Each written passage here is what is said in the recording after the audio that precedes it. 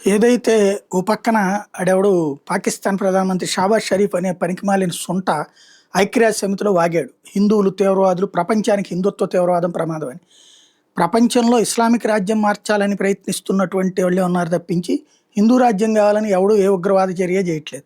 లేదా అన్ని మతాల మీద దాడులు చేసే కల్చరు ఇస్లామిక్ టెర్రరిస్టులకు ఉంది తప్పించి, మా దేవుడు తప్పించి ఇంకెవరు దేవుడు కాదు అని చెప్పేటటువంటిది వాళ్ళకుంది తప్పించి, ముక్కోడి దేవతలు అలాగే ఎవరి మతానికి సంబంధించిన వాళ్ళ దేవుళ్ళు పూజించుకోవాలి తప్పేం లేదని చెప్పేటటువంటి సహనశీలురైనటువంటి వాళ్ళు హిందువులు. కానీ హిందువుల్ని ఉన్మాదులుగా చూపించే వికృత చేష్టలు జరుగుతున్నటువంటి వేళ వాళ్ళంటికి బుద్ధి వచ్చేటటువంటి అంశం. నైజీరియా అధ్యక్షుడు చెప్తున్నాడు ఇప్పుడు.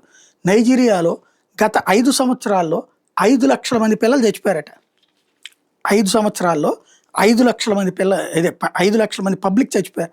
ఎందుకని అంటే ఈ ముస్లిం తీవ్రవాద సంస్థలు క్రిస్టియన్స్ని టార్గెట్ చేసుకుంటున్నాయి, వాళ్ళని చంపేస్తున్నాయి. చంపేసి మిగిలిన వాళ్ళని బతకాలంటే ఒక ఊళ్ళో 1,00,000 మంది 1,000 మంది ఉన్నారంటే 100 మందిని చంపేస్తారు. చంపేసి మిగతా 900 మందికి వార్నింగ్ ఇస్తారు, మీరు మతం మార్చుకోవాలి, మళ్ళీ మేము వచ్చే టైంకి మీరు మతం మారుండకపోతే కనుక మీ అంతు చూస్తామని. ఇలాంటి పరిస్థితుల్లోనే నైజీరియాలో ఉన్నటువంటిది ఇప్పుడు నైజీరియన్ నేతలే చెప్తున్నటువంటి పరిస్థితి.